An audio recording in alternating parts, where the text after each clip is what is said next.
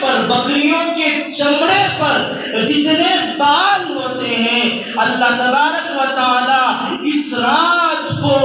اتنی ہی مقدار جہنم سے انسانوں کو نکال کر جنت میں بھیجتے ہیں۔ بہت ہی بابرکت رات ہے پیارے بھائیوں، آنے والی، آپ اسے ضائع نہ سمجھیں۔ آقا صلی اللہ علیہ وسلم نے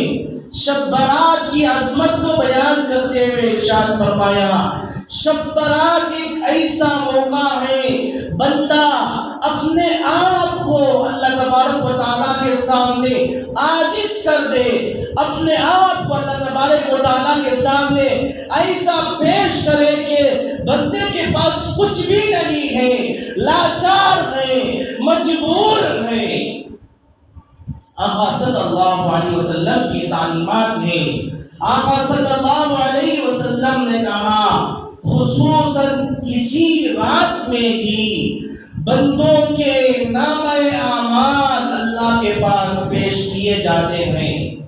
اور اسی طریقے سے پیارے بھائیوں اس شعبان سے لے کر اگلے شعبان جو آنے والا ہے، یہ سال کے اندر جو جو کام ہونے والے ہیں، جو جو اشیاء کی ضرورت امت مسلمہ کو پڑے گی، اللہ تبارک و تعالی سارا بیو ڈاٹا اس رات میں فرشتوں کے حوالے کر دیتے ہیں۔ آیا کون سا انسان کتنے روپیے کمائے گا، کتنی دولت کمائے گا، کتنے گھر بنے گا، کتنی گاڑیاں لے گا، کتنے انسانوں کی وفات ہوگی، دنیا میں کتنی مساجد آباد ہوگی، دنیا میں کتنے علماء پیدا ہوں گے، حفاظ پیدا ہوں گے، تو یہ سارا بیو ڈاٹا اللہ تبارک و تعالیٰ فرشتوں کے حوالے کر دیتے ہیں۔ اور پیارے بھائیوں، اللہ تبارک و تعالیٰ نے قرآن مجید کے 13ویں پارے میں ارشاد فرمایا، لَإِن شَكَرْتُمْ لَأَزِيدَنَّكُمْ وَلَإِن كَفَرْتُمْ إِنَّ عَذَابِي لَشَدِيدٌ۔ اللہ تبارک و تعالیٰ نے مجھے اور آپ کو گزشتہ شب برات سے لے کر اس شب برات تک بہت سارے موقع عطا فرمائے، نماز پڑھنے کے، تلاوت کرنے کے، صدقہ خیرات کرنے کے، ذکر اذکار کرنے کے۔ الحمدللہ حسن ظن رہے میرا، سارے مسلمان اس میں کامیاب ہوئے، اور اسی طریقے سے بعض وہ نادان مسلمان جو صحیح طور سے نماز کو ادا نہیں کر سکے۔ یہ بات میں اس لیے کہہ رہا ہوں پیارے بھائیوں، ہمارا جو نامہ اعمال ہے، ہمارا جو اٹینڈنس ہے، اللہ تبارک و تعالیٰ کے پاس آج پیش ہوگا۔ ابھی وقت ہے میرے اور آپ کے پاس، شام آنے والی ہے، شام آنے سے پہلے ہم اپنے آپ کو اتنا محتاج بنا لیں، اتنا نیک بنا لیں، ہماری جو نمازیں چھوٹ گئی اسے ادا کرنے کی کوشش کریں۔ ہمارے اندر جو کمی آ گئی، کوتاہی آ گئی، رشتے تعلق کے اعتبار سے، دیگر گناہوں میں ملوث ہو کر، شب برات کے جو بعد کے آنے والے مہینے تھے صحیح طور سے اس میں عبادت نہیں کر سکے، تو ہمارے پاس ابھی مغرب کا وقت ہے، عصر کا وقت ہے، عشاء کا وقت ہے، اور فجر کا وقت ہے۔ اس وقت تک پیارے بھائیوں آپ سے التجا ہے، آپ نماز پڑھیں، تلاوت کریں، ذکر و اذکار کریں، کیونکہ جب آپ کا نامہ اعمال اللہ کے دربار میں پیش ہوگا، تہجد کے وقت میں پیش ہوگا، اللہ دیکھے گا فلانا بندہ شوال میں نماز تو نہیں آیا، ذی القعدہ میں نہیں آیا، محرم میں نہیں آیا، رجب میں آ گیا، شعبان میں آ گیا، تو اللہ تبارک و تعالیٰ آخری صفحے کو دیکھ کر خوش ہو جائیں گے اور آپ پر رحمت کا، کرم کا معاملہ فرمائیں گے۔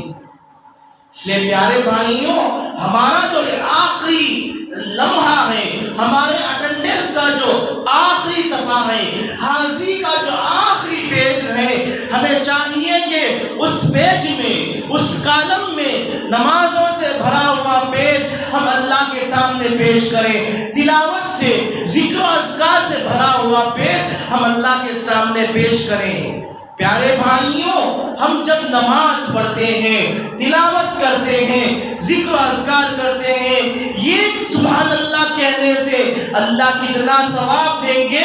اب ہم کو پتہ نہیں چلے گا۔ جب میرا اور آپ کا جنازہ نکلے گا اس وقت پتہ چلے گا کہ یہ سبحان اللہ کہنے سے اللہ کتنا ثواب دینے والے تھے، اللہ نماز پڑھنے سے کتنا ثواب دینے والے تھے، اللہ کلام اللہ شریف کی تلاوت کرنے سے کتنا ثواب دینے والے تھے، ہمیں اس وقت پتہ چلے گا۔ پیارے بھائیوں، ہمارے پاس وقت ہے، وقت کو غنیمت جانتے ہوئے ہم ہمارا ایک ایسا کوشش کریں کہ ساری رات ہم اللہ کی عبادت میں گزاریں، تلاوت میں گزاریں، ذکر و اذکار میں گزاریں، اللہ سے دعا کریں اور صلاۃ التسبیح پڑھنے کی کوشش کریں، کیونکہ پیارے بھائیوں ہمارا یہ حاضری کا آخری صفحہ ہے، اللہ کے سامنے پیش ہونے والا ہے۔ اس وجہ سے پیارے بھائیوں، امت مسلمہ اب جب ہم نماز پڑھیں گے، تلاوت کریں گے، اللہ رحم دل ہے، اللہ رحم کرنے والوں کو پسند کرتے ہیں، اللہ 70 ماؤں سے زیادہ محبت کرنے والے ہیں، جب بندوں کے نام اعمال کو دیکھ کر خوش ہو جاتے ہیں، اللہ آپ پر رحمت نازل کرتے ہیں، برکت نازل کرتے ہیں۔ تو آقا صلی اللہ علیہ وسلم نے ہمیں یہ تعلیم دی ہے، جب ماہ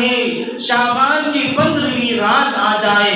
پوری عاجزی کے ساتھ، انکساری کے ساتھ اپنے آپ کو اللہ تبارک و تعالیٰ کے سامنے ایسا پیش کرنا ہے، اے اللہ میری ذات کوئی نہیں، میری حیثیت کوئی نہیں، تو ہی میرا پروردگار ہے، تو ہی پالنے والا ہے، اے اللہ فلاں دن مجھ سے گناہ ہو گیا، مجھے معاف کر دے۔ حضور صلی اللہ علیہ وسلم کی تعلیمات ہیں۔ ایک مرتبہ آقا صلی اللہ علیہ وسلم امی جان حضرت عائشہ صدیقہ رضی اللہ تعالی عنہا کے کمرے میں آرام فرما رہے تھے، اچانک آپ صلی اللہ علیہ وسلم کی نیند کھل گئی، آپ بیدار ہو گئے، تو سیدھے آپ صلی اللہ علیہ وسلم جنت البقیع جو مدینہ المنورہ کا مشہور قبرستان ہے وہاں چلے گئے۔ اب تھوڑی دیر کے بعد امی جان عائشہ صدیقہ رضی اللہ تعالی عنہ کی آنکھ کھل گئی، دیکھتے ہیں کہ آقا صلی اللہ علیہ وسلم یہاں موجود نہیں، دیگر جو ازواج مطہرات تھے ان کے گھروں میں تلاش کرنے لگی، وہاں بھی آپ صلی اللہ علیہ وسلم کو نہ پایا، تو آگے بڑھی تو آپ صلی اللہ علیہ وسلم جنت البقیع کا جو قبرستان ہے وہاں سے آ رہے تھے۔ حضرت عائشہ رضی اللہ نے دیکھ لیا، آپ صلی اللہ علیہ وسلم نے کہا، اے عائشہ کیا تم یہ گمان کرتی ہو میں تمہارے ساتھ ناانصافی کروں گا، میں تمہاری باری کے علاوہ کسی اور ازواج کے گھر میں چلا گیا؟ ہرگز نہیں، ایسا نہیں عائشہ، عائشہ تم جانتی ہو یہ رات کیا ہے؟ حضرت عائشہ رضی اللہ تعالیٰ عنہ نے کہا، اللہ اور اس کے رسول خوب جانتے ہیں۔ آپ صلی اللہ علیہ وسلم نے ارشاد فرمایا، اے عائشہ آج شعبان کی 15ویں تاریخ ہے، اللہ تبارک و تعالیٰ نے مجھے یہ حکم دیا کہ امت مسلمہ کے لیے مغفرت کی دعا کریں، اس وجہ سے میں جنت البقیع میں گیا تھا۔ میں نے دوران خطبہ ایک احادیث شریف کا ٹکڑا تلاوت فرمایا،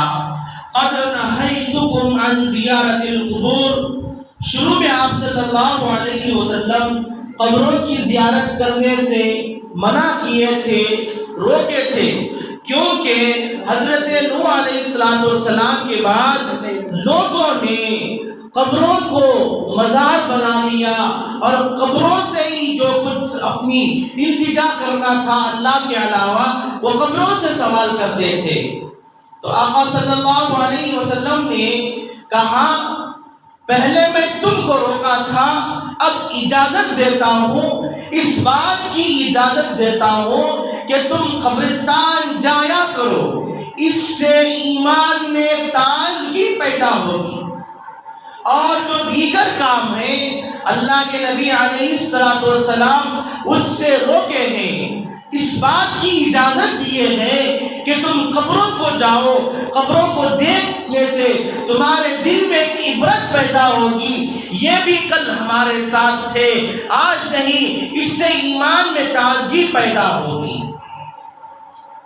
تو آپ صلی اللہ علیہ وسلم نے ارشاد فرمایا جو کوئی میری قبر کی زیارت کرے گا میرے فوت ہو جانے کے بعد، گویا کہ اس نے میری زیارت کی میرے زندہ رہنے کی حالت میں۔ اور آپ صلی اللہ علیہ وسلم نے کہا جو شخص میری قبر کی زیارت کرے گا جنت اس پر حرام، جہنم اس پر حرام ہو جائے گی اور شفاعت میری اس پر لازم ہو جائے گی۔ یہ اس وقت ہے پیارے بھائیوں جب آپ کعبۃ اللہ جائیں گے، آپ حج کو جائیں گے، عمرہ کو جائیں گے، اس وقت آپ کو آپ صلی اللہ علیہ وسلم نے یہ تعلیم دی ہے میری قبر کی زیارت کرو۔ میری قبر کی زیارت کرنا ایسا ہے گویا کہ تم نے زندہ رہنے کی حالت میں مجھ سے ملاقات کی اور میری شفاعت تم پر لازم ہو گئی۔ تو یہ حدیث مبارکہ سے ہمیں یہ سبق ملتا ہے پیارے بھائیوں، آقا صلی اللہ علیہ وسلم شعبان کی 15ویں رات میں قبرستان گئے تھے۔ اسی طریقے سے پیارے بھائیوں ہمارے اعزاء اقارب، ہمارے رشتہ دار، ہمارے بھائی بہن جو ہمارے درمیان تھے اب وہ اللہ کے حوالے ہو گئے۔ ہمارا ایک فریضہ بنتا ہے کہ آقا کی تعلیمات پر چلتے ہوئے قبرستان جائیں، اس رات میں جا کر مرحومین کے لیے ایصال ثواب کریں۔ آپ صلی اللہ علیہ وسلم سے یہ مرتبہ جانا ثابت ہے، کہیں ایسا نہ بنا لیں کہ ہر مرتبہ جب بھی شب برات آئے گی قبرستان جائے، بار بار نہ جائے، کسی ایک مرتبہ جائے تو بہتر ہے، کیونکہ آقا صلی اللہ علیہ وسلم نے بھی ایک ہی مرتبہ قبرستان گئے تھے۔ اس لیے پیارے بھائیوں آج جاگنے کی رات ہے، آپ سے مؤدبانہ گزارش کی جاتی ہے کہ آپ اپنے وقت کو، آپ اپنا نظام الاوقات ایسا بنا کر گھر مسجد تشریف لائیں، جب آپ مسجد آ جائیں گے عشاء کی نماز کے لیے صبح سحری کے لیے گھر جائیں، اس سے پہلے گھر نہ جائیں، مسجد میں رہ کر تلاوت کریں، ذکر و اذکار کریں، صلاۃ التسبیح کی پابندی کریں اور اللہ سے مغفرت کی دعا کریں۔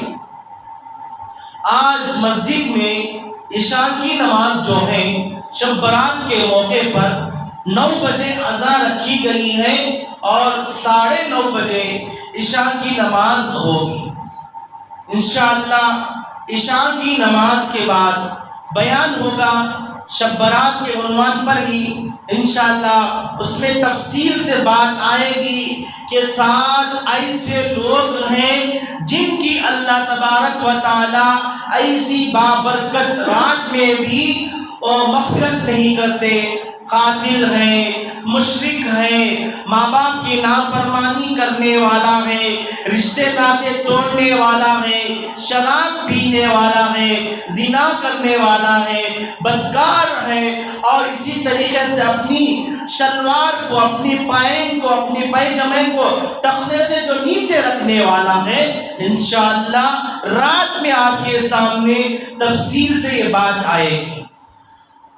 تو پیارے بھائیوں آج شب برات کا دن ہے، شب برات کے موقع پر عشاء کی اذان 9 بجے دی جائے گی اور جماعت جو ہے انشاءاللہ 9:30 بجے ادا کی جائے گی۔